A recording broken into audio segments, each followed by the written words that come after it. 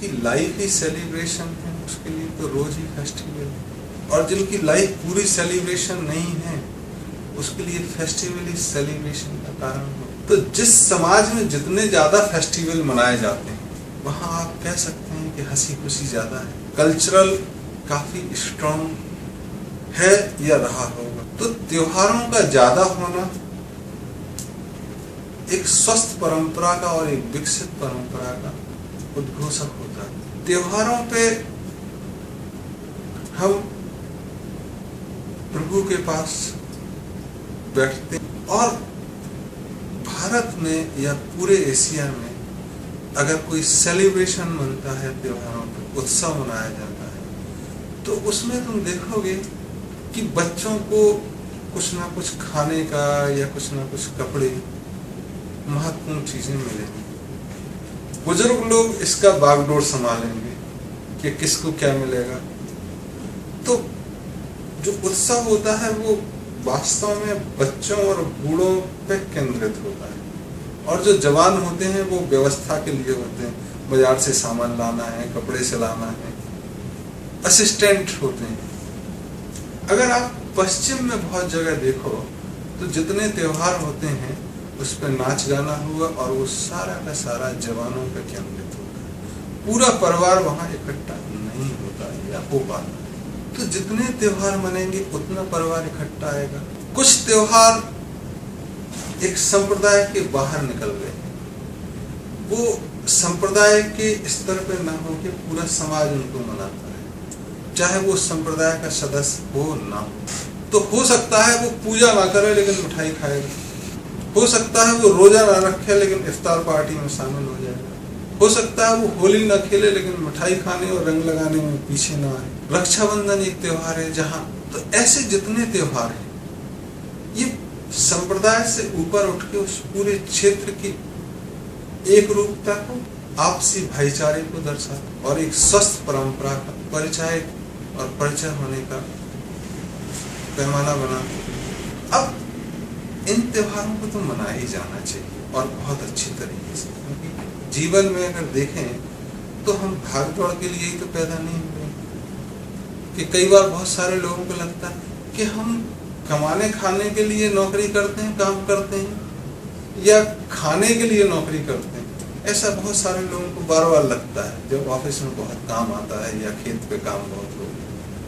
तो जाहिर है कि जब नौकरी करने या काम करने या व्यवसाय करने जाते हैं तो प्राथमिक तौर पे यही सोचते हैं कि हम अच्छे से रह सकें, इसलिए काम करते हैं, पैसा कमा के लाएंगे।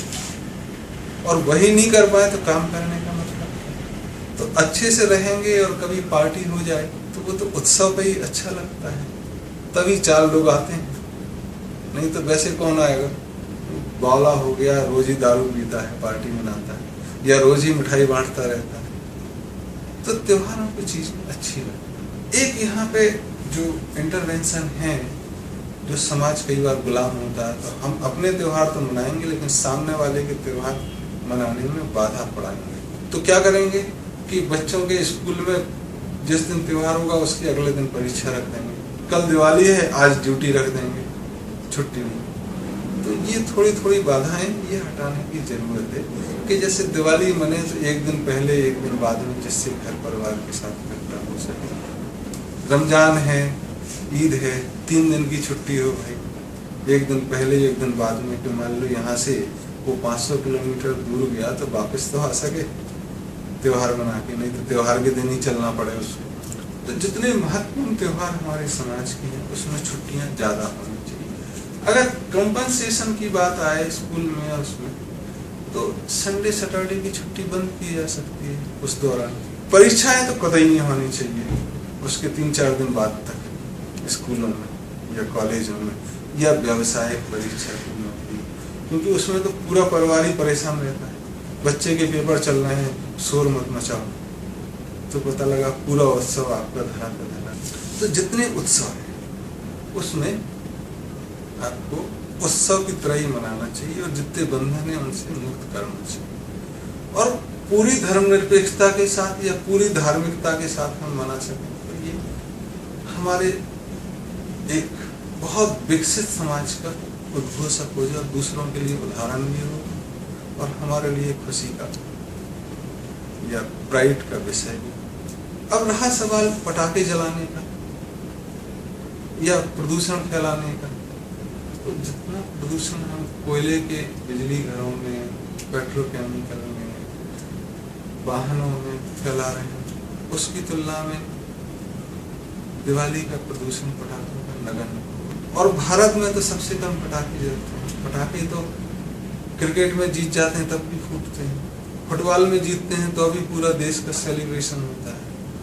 तो त्योहारों पे पटाखे को बंद करना, सेलिब्रेशन को कम करना। हाँ, ये व्यक्ति विशेष पे हो सकता है कि अगर उसको आवाज कम पसंद है तो वो कम चलाए।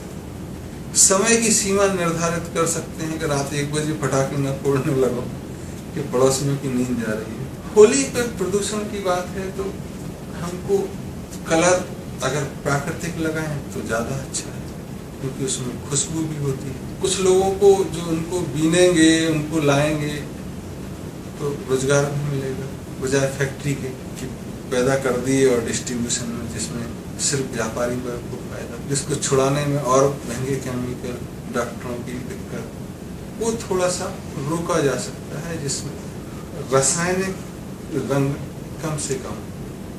उसकी व्यवस्था आप वैसे भी कर सकते हैं, उसके बनाने पर रोको, उपलब्धता पर रोको, बाजार में बेचने पर रोको, ना कि प्रचारित कर दिया कि आप रंग इस्तेमाल ना करो, बाजार में फ्लडेड है और प्राकृतिक रंग मिल ही नहीं रहे। तो आपको पहले से उसके भंडारण के, उसके बारे में भी प्रचार करना होगा कि लोग फूलों को इकट्ठा करें, उनका रंग बनाएं, गृह उद्योग बढ़ें, वो मार्केट में फ्लड तो वो ज़्यादा बिकेंगे। तो ये व्यवसायीकरण के बारे में थोड़ा ध्यान देने की जरूरत है। रंगों को रोकना, पटाखों को न जलाना, ये बेहुदा बात है, इसको करने की जरूरत है।